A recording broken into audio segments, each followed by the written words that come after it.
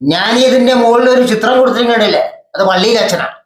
ഈ പള്ളിയിലെ അച്ഛന്റെ വായ കൊണ്ട് ചില സത്യങ്ങൾ വിളിച്ചു പറയുന്നുണ്ട് പള്ളിയിലെ അച്ഛൻ. പക്ഷെ ആ സത്യങ്ങൾ കേൾക്കുമ്പോൾ ചില കൂട്ടുകാർക്ക് വിറയലുണ്ടാകും, കുരുപൊട്ടി വലിക്കും, സങ്കടം വരും, കരച്ചിൽ വരും, അങ്ങനെ അങ്ങനെ പലതും വരും. എന്ന് വെച്ചിട്ട് സത്യങ്ങൾ വിളിച്ചു പറയാതിരിക്കാൻ പറ്റുമോ? ഒന്ന് കേട്ട് നോക്കുക. ഒന്ന് ആലോചിച്ച് നോക്കിയേ. പെരിന്തൽമണ്ണ പ്രസന്റേഷൻ സ്കൂളുകളും മറ്റ് അവരുടെ എന്തെല്ലാം സ്ഥാപനങ്ങൾ, അവിടെ എല്ലാം ഭൂരിപക്ഷമുള്ളത് മുസ്ലിം സഹോദരങ്ങളും ഹൈന്ദവരുമാണ്.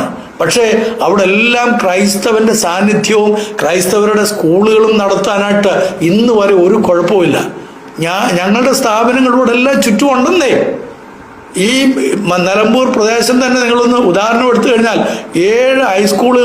അപ്പോ ഈ പള്ളിയിൽ അച്ഛൻ വിളിച്ചു പറഞ്ഞ ഈ സത്യങ്ങൾ കേട്ടിട്ട് ചില കൂട്ടർ, അതായത് സംഘി കൂട്ടറുകൾക്ക് കരച്ചിലും കുരുപൊട്ടി ഒലിച്ചിലും ഒരിക്കലും ഒക്കെ സംഭവിച്ചിട്ടുണ്ടാവും, സ്വാഭാവികം.